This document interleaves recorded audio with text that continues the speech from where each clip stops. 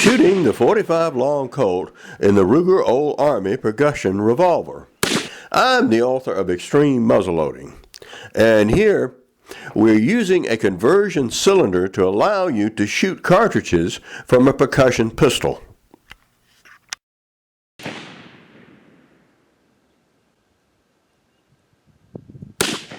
This is Hovey Smith, the Backyard Sportsman, and what we're doing tonight is we're going to be loading up the .45 long Colt cartridge with various black powder substitutes, one black powder and one smokeless powder.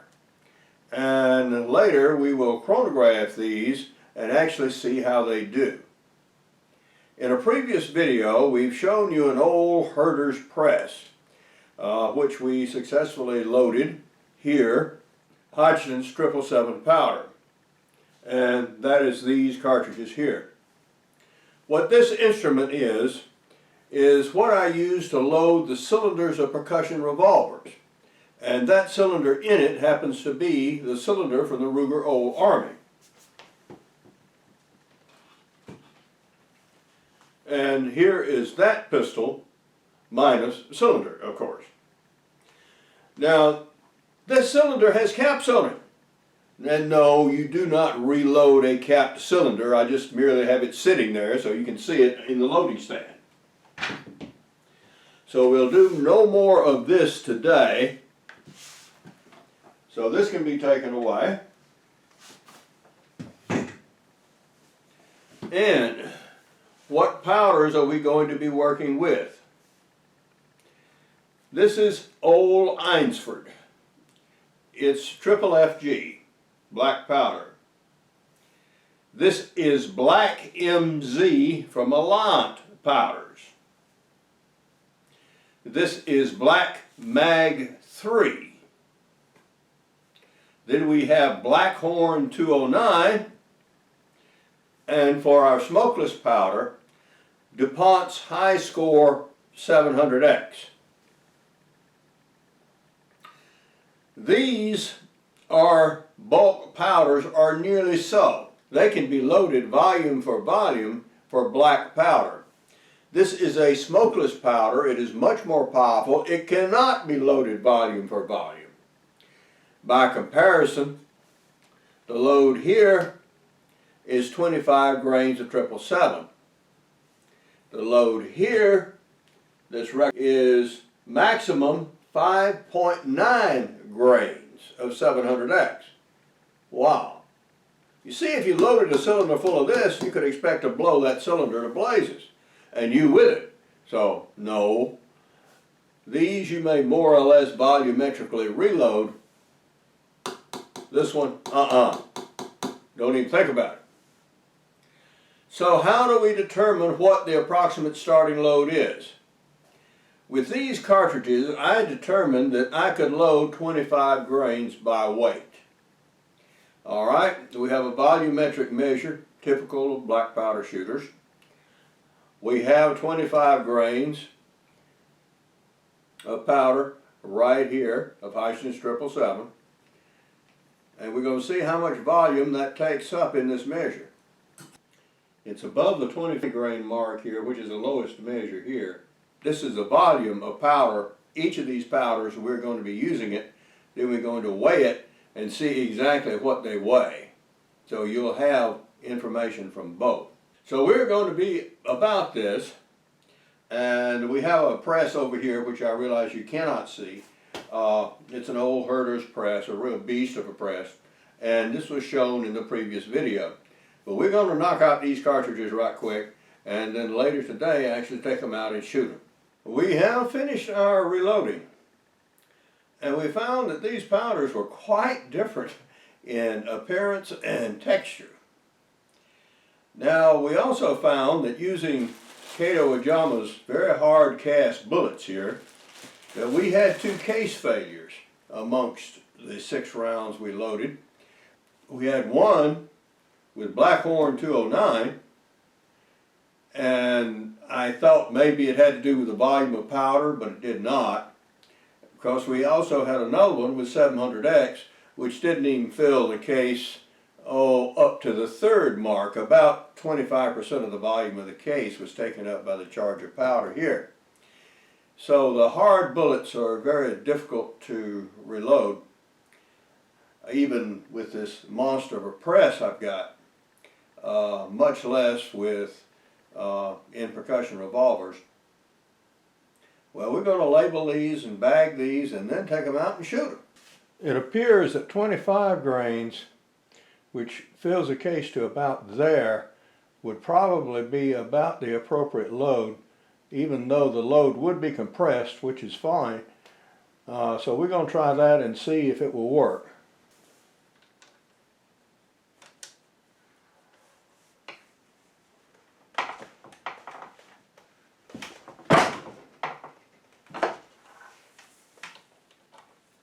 Well, the bullet did load.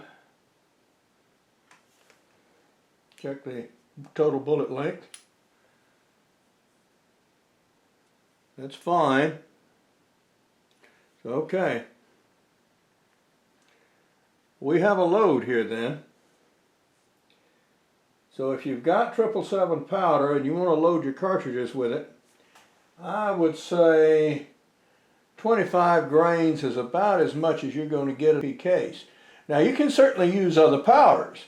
Unique, for example, or many others which people have loaded the 45 long Colt with for donkey's years. But if you happen to have 777, yeah, you can do your Cowboy loads with it.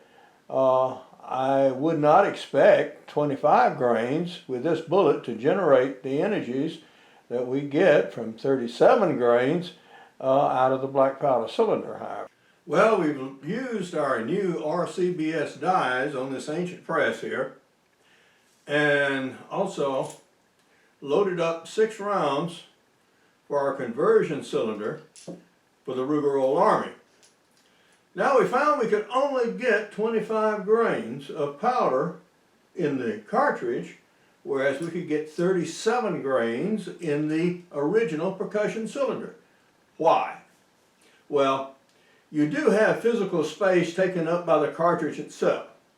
Then, this is not as long as the percussion cylinder because it has to contain also the operating mechanism here to allow the percussion hammer to fire a center fire cartridge. So consequently, there's just not enough room for the powder. So what we've assembled here are basically Cowboy action level loads, which is exactly what is recommended for this cylinder.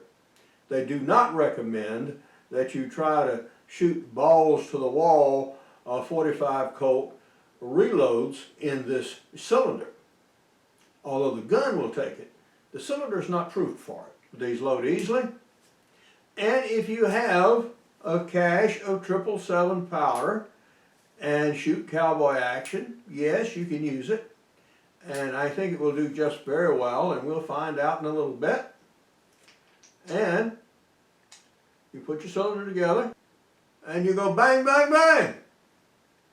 Bang, bang, bang. Well, here is our setup. I'm out at my range, and as you see, I've set up a table.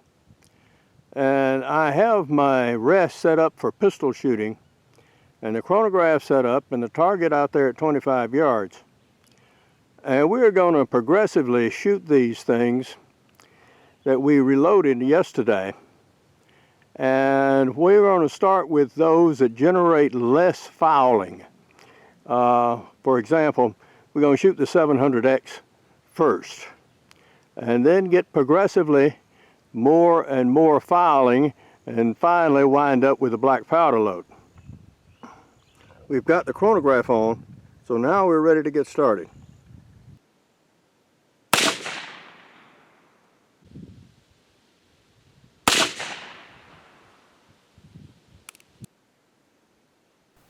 I'm shooting high score 700X, and the recoil is about like shooting the 32 Smith & Wesson.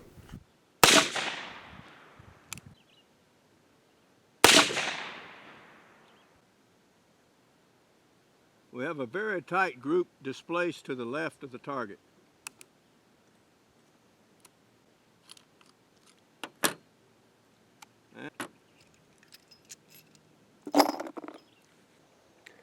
With this sort of shooting, you can sort of tell the difference between the good and the absolutely terrible, but that's about it.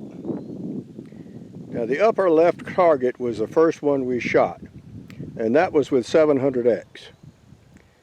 And you see 1, 2, 3, 4, 5 hits right there in the cluster to the left.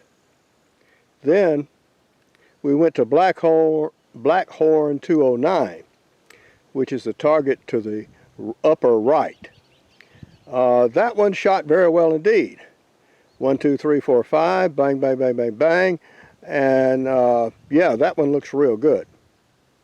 Now when we get down in the lower two, our 777 load of 25 grains, and that is to the left.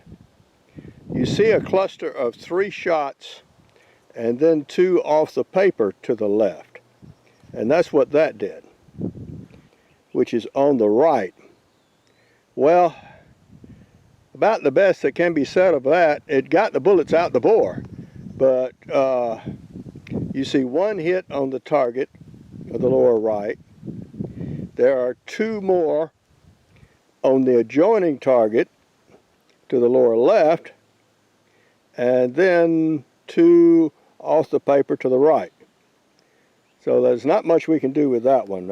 Now we're shooting black powder, and you can see that there is a little more recoil showing in the gun, as well as increased volumes of black smoke.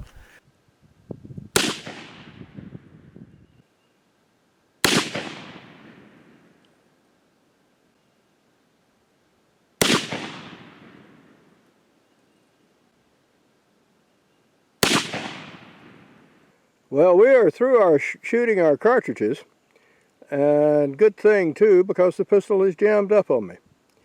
I can't remove the cylinder now, and the action is frozen. I have had this happen once before, and the only thing to do for it is a complete disassembly of the gun. But it did get its job done. I was going to shoot the cylinder I had loaded with 777 powder with 37 grains and this same bullet, but unfortunately I will not be able to do that today. Of the loads shot, I actually like Alliance Black MZ better than any of the other powders because it did have reasonable velocity and did shoot a decent group. However, even this powder does not compare in cartridge form with the 777 load of 35 grains, which I use in the percussion pistol.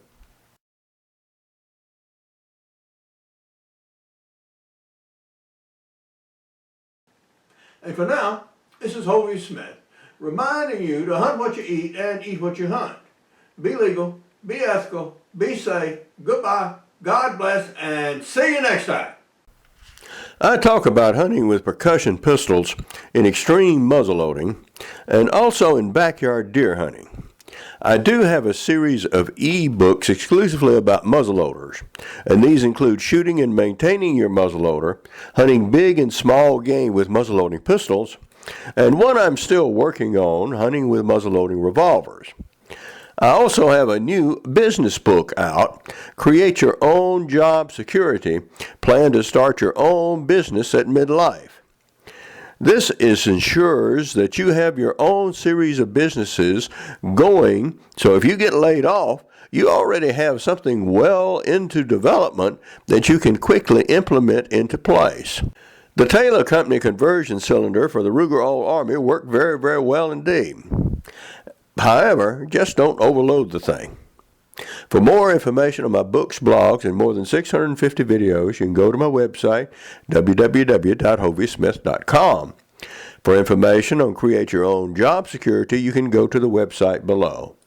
Good hunting and good eating from the outdoors. Goodbye, and God bless.